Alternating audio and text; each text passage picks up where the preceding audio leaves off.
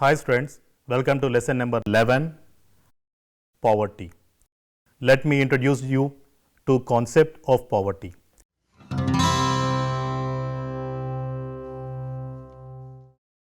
The main objectives of the government is to design plans with the ultimate aim to develop the human beings or to increase the well-being of the people. For increased social welfare of the people, it requires a more equitable distribution of development benefits along with the better living conditions. Each government needs to strive for improving the living standard and quality of life of the people.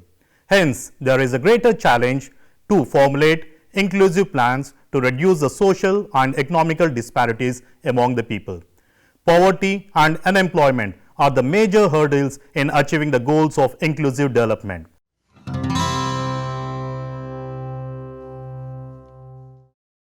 Now, let us discuss about the objectives of this lesson. After the completion of this lesson, you will be able to define poverty, explain the causes of poverty, explain various strategies for alleviating poverty in India.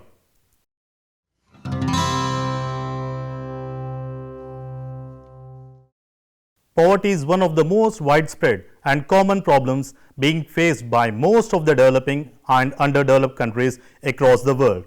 Poverty is not only socio-economical but also cultural, political in nature.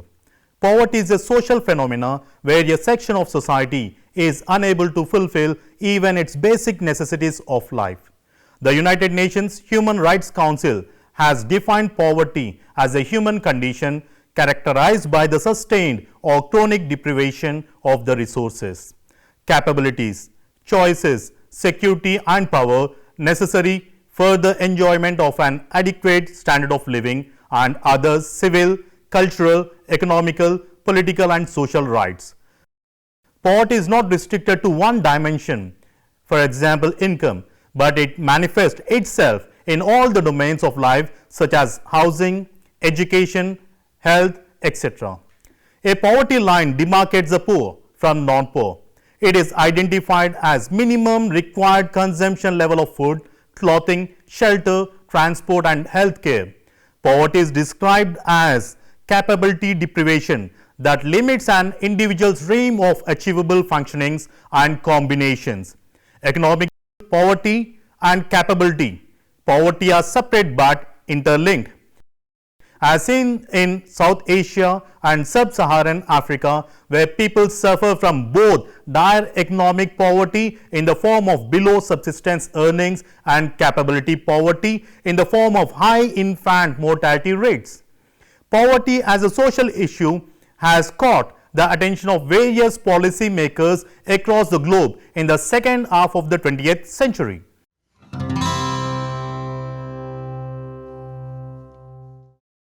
Now, let us discuss about the definitions of poverty.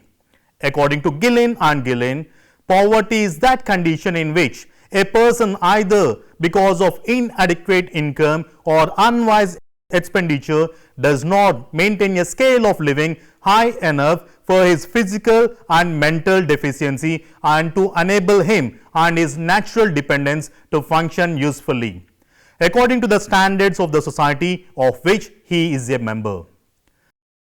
United Nations has defined that poverty is the inability of having choices and opportunities, a violation of human dignity. It means lack of basic capacity to participate effectively in society. It means not having enough to feed and clothe a family, not having a school or clinic to go to, not having the land on which to grow one's food or a job to earn one's living. Not having access to credit. It means insecurity, powerlessness and exclusion of the individuals, households and communities.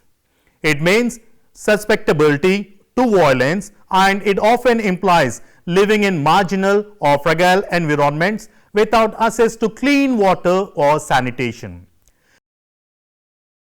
World Bank has defined that poverty is pronounced deprivation in well-being and comprises many dimensions. It includes low incomes and the inability to acquire the basic goods and services necessary for survival with dignity. Poverty also encompasses low levels of health and education, poor access to clean water and sanitation, inadequate physical security, lack of voice and insufficient capacity and opportunity to better one's life. According to Goddard, poverty is insufficient supply of those things which are requisite for an individual to maintain himself and those dependent upon him in his health and vigor. Planning Commission of India has constituted a task force in 1977 which has defined poverty line as the per capita consumption expenditure level which meets the average per capita daily calorie requirements of 2400 kilocalories in rural areas and 2100 kilocalories in urban areas, along with a minimum level of non-food expenditure. In the year 1973 to 1974, using 28th round NSS data, the task force estimated that an average consumer expenditure of rupees 49.09 per capita per month met the calorie requirement of 2400 kilocalories per day in rural areas. That per capita expenditure below this level was defined as poor.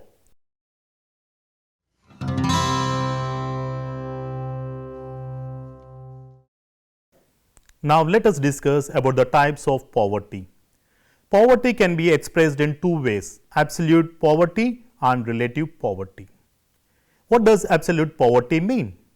It is the situation of some people whose income or consumption of food is less than the minimum levels necessary to meet as per the national standards. It is the condition in which people are not in a position to satisfy their basic needs such as food, clothing, shelter, health requirements, etc. The second one is relative poverty. Relative poverty is expressed in the form of comparisons of the levels of income, nutrition or consumption expenditure of one individual to another. Simply, it is the comparison of one's income levels to that of the others. The person can be poor in relative sense but not in absolute sense. It shows the extent of inequality among the individuals in the society.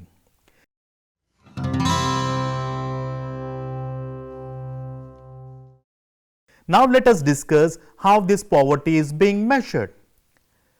The household income and expenditure levels remain the main measure of living standards by which the poverty of the individuals is measured. But United Nations Development Programme has devised Human Development Index to define poverty. It is multi-dimensional in nature. The Human Development Index is a simple average of three-dimension indice which measure average achievements in a country with regard to a long and healthy life, knowledge and a decent standard of living. Alcaire and Santos in 2010 presented the multi-dimensional poverty index which reflects the deprivations that a poor person faces simultaneously with respect to education, health and living standards. The components of multi-dimensional poverty index are education, years of schooling, minimum 5 years and children not attending the school, etc. The second one is health.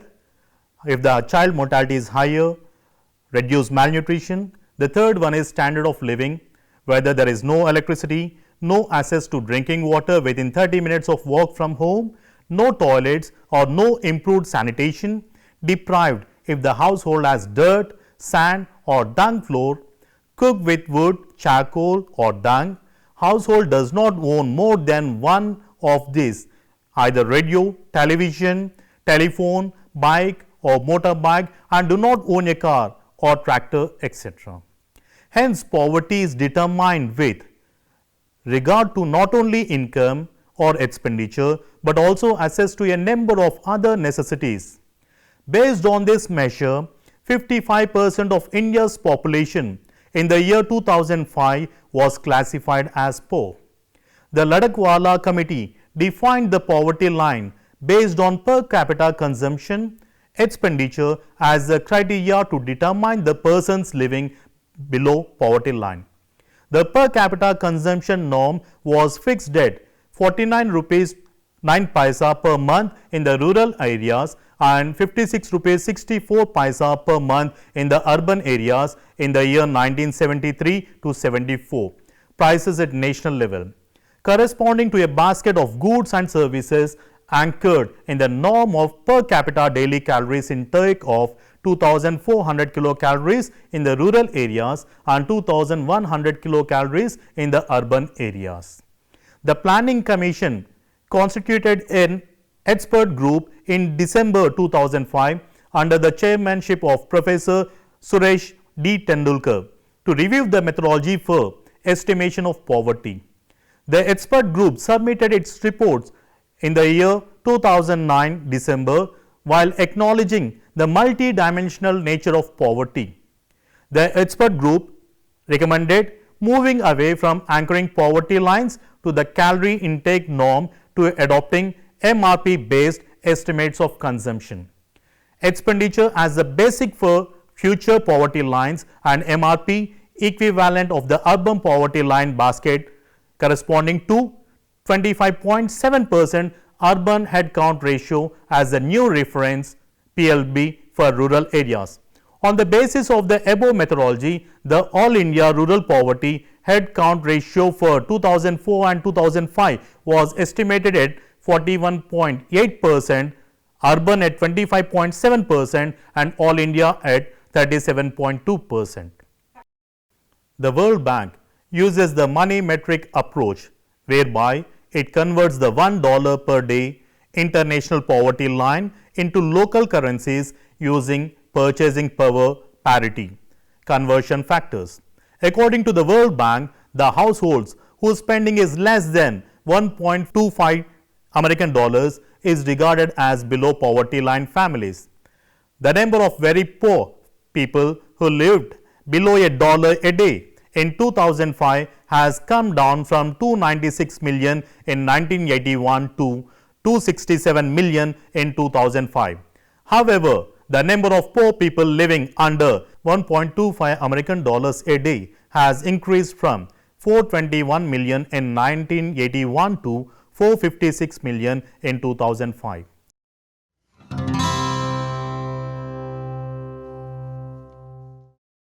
Now let us discuss the estimates of poverty in India. India is emerging as one of the fastest growing economy across the world. India is ranked third in global manufacturing locations among 48 countries. India secured 63rd position in terms of ease of doing business index. With 520 million workers, Indian labor force is the world's second largest as of 2019. Although since independence, the country has registered a significant growth and ensured the increase of per capita income from rupees 1,630 in 1980-1981 to rupees 1,35,050 rupees in 2019-2020. The poverty levels in India is about 9% of the total population. According to World Poverty Report, in the year 2020, the extreme poverty in India is 130 million.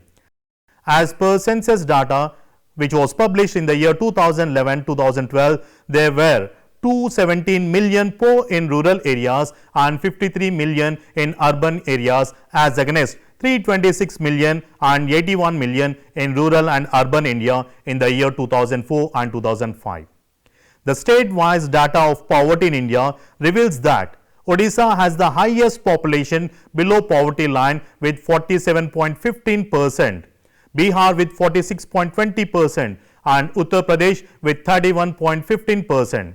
The percentage of population below poverty line in undivided Andhra Pradesh stands at 15.77%.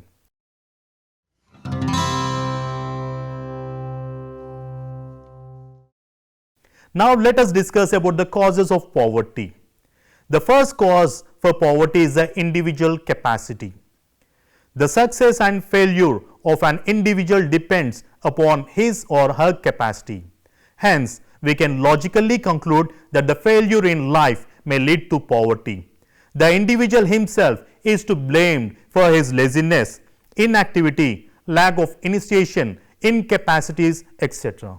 Individual incapacity may also be due to some inborn deficiencies such as physically or mentally disabledness, i.e. dumbness, visually challenged, orthopedically challenged, deficient legs or hands, etc. And some of the deficiencies may have developed later on in life. These deficiencies may or may not be in the control of the human being. Hence, they yield to these deficiencies and suffer from them. The second one is economical cause. The economical development of most of the developing and underdeveloped nations across the world is disappointing. The growth rate of the economy is registered very low, which is not sufficient to fight against poverty. The growth rate of Indian economy has been 4.2% during the financial year 2019 and 2020, which is very low. Besides low economic development, increasing unemployment, capital deficiency, too much dependency of primary sector, that is agriculture sector, are also the causes for poverty. The next one is demographical factors. The uncontrolled size of population is one of the major causes of poverty due to increasing population and dependent population on the government for satisfying their basic needs like education, food, clothing and shelter will increase the burden on the state. The growing size of population will have an adverse effect on people's health. People may suffer a lot due to lack of health facilities. The next one is social structure. Our social institutions like economical institution, like low educational attainment, lack of employable skills, long-term unemployment may increase the incidence of poverty. The other causes may include foreign rule for a long period of time, climatic factors, wars and defective political system, and the lack of will of the leaders to develop the country.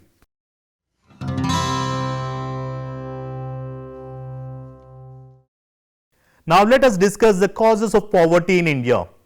The first one is rapid population growth.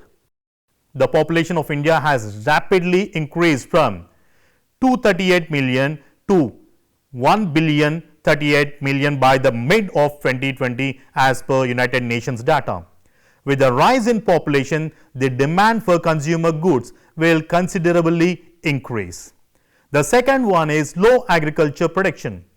Due to rapid population growth and high dependency on agriculture for livelihood has been the main cause for low agriculture production in India. Besides high dependency of agriculture, small land holdings, lack of capital, use of traditional methods of cultivation and illiteracy are also the cause for low agriculture production. The third one is underutilization of resources. Due to underemployment and unemployment of human resources and underutilization of resources resulted in low production in both agriculture and industrial sector. This resulted in low income levels of the individuals, which is one of the cause for low standard of living. The next one is low rate of economic development. The economic development of India has been below the required level. Therefore, the investment of various social heads which aimed at improving the living condition of the people is not as per the requirement. Therefore, there exists a gap between the availability and requirements of goods and services. The next one is unemployment. Due to the rapid population growth, agriculture sector is not in a position to provide employment opportunities to all. Hence, there is a huge demand for job market. The rate of job seekers is higher than the availability of creation of employment opportunities, which is another cause for poverty. Next one is lack of financial resources. Financial resources play a vital role in establishing industries and in creating employment opportunities. Lack of financial resources makes it difficult to increase the production as well in creating employment opportunities. The next factor is social factors.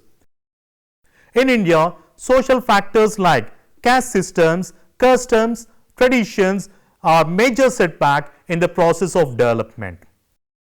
Besides this, even the political factors like British rule and Mughal era have deliberately and severely deindustrialized the Indian economy. They exploited the natural resources to suit their vested interests and weaken the industrial base of Indian economy.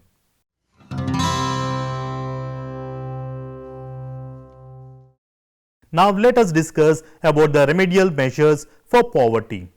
The Government of India, after its independence in 1947, has taken various measures and launched various schemes, programs and projects for removing poverty. The first one is 5-year plans. The Government of India has set up the Planning Commission in 1950 and initiated 5-year plan with the intention to develop the country. These 5-year plans mainly aimed at attaining self-reliance in agriculture, production, removal of unemployment, achieving desirable progress in industry, increasing standard of living and to remove poverty. The second measure taken by the government is nationalism. The then Prime Minister of India, Smt. Indira Gandhi, with the intention to facilitate economic growth, has nationalized 14 banks in the year 1962, coal mines in the year 1972, followed by government taking control of various large private iron and steel companies and wholesale food grain business. The third initiative was 20-point program.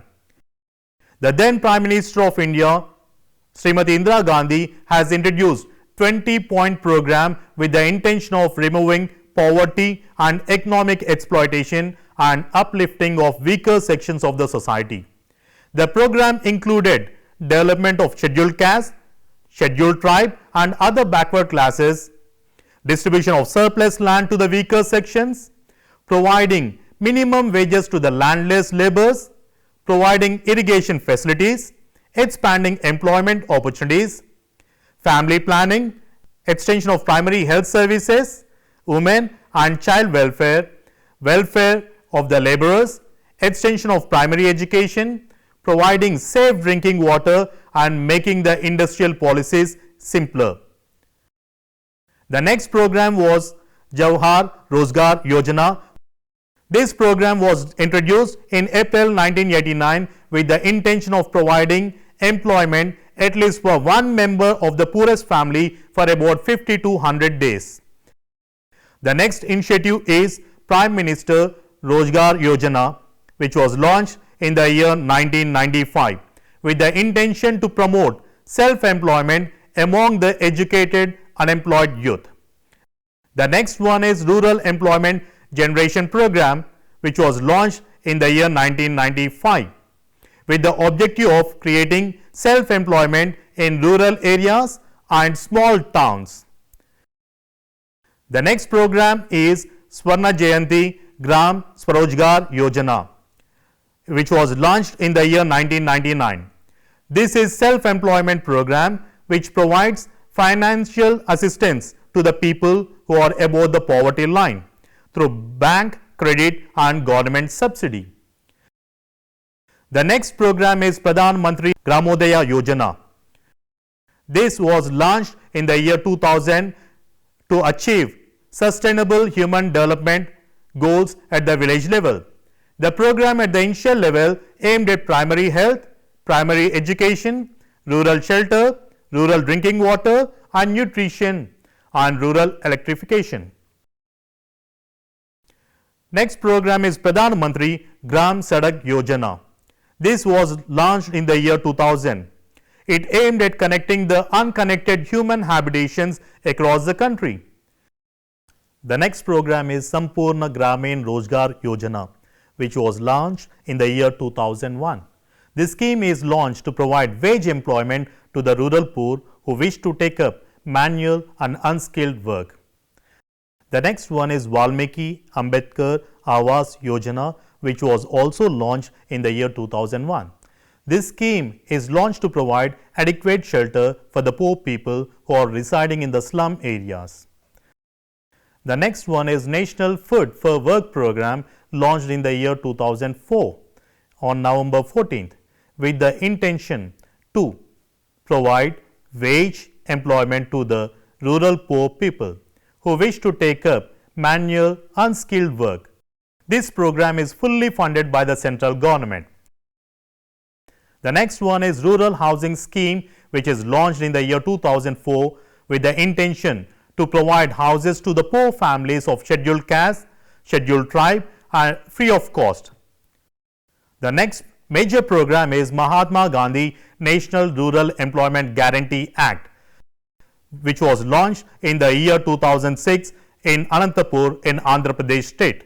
The act has been instrumental in raising the productivity, increasing the purchasing power, reducing distress, reducing migration, creating durable assets while ensuring livelihood opportunities for the needy and poor in rural India.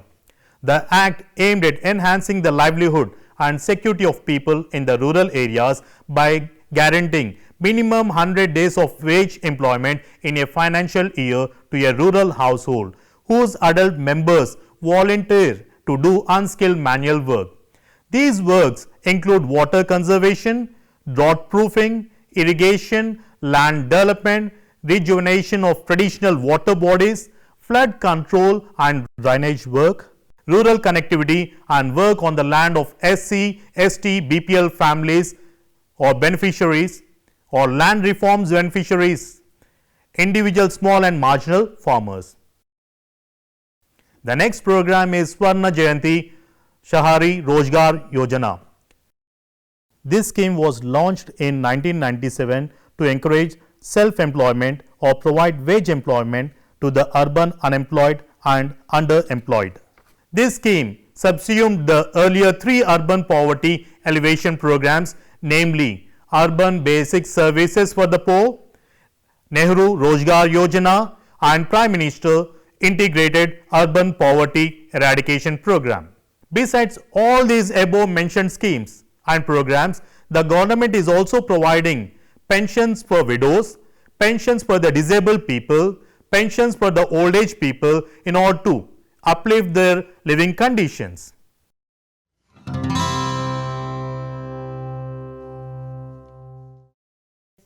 Now let us sum up about this lesson. In the year 2015, more than 736 million people lived below the international poverty line of minimum $1.90 a day. Around 10% of the world population is living in extreme poverty and struggling to fulfill their basic needs like health, education, access to water and sanitation, etc. In 2018, almost 8% of the world's workers and their families lived on less than $1.90 per person per day. Most people living below the poverty line belong to two regions, South Asia and Sub-Saharan Africa. In order to end poverty in all its forms, it is the first of all the 17 Sustainable Development Goals of the 2030 Agenda for Sustainable Development. It aimed to ensure significant mobilization of resources from a variety of sources, including through enhanced development cooperation, in order to provide adequate and predictable means for developing countries, in particular least developed countries, to implement programs and policies to end poverty in all its dimensions. The Sustainable Development Goals also aim to create sound policy frameworks at national and regional levels based on pro-poor and gender-sensitive development strategies to ensure that by 2030, all men and women have equal rights to economic resources as well as access to basic services, ownership and control over land and other forms of property, inheritance, natural resources, appropriate new technology and financial services, including microfinance.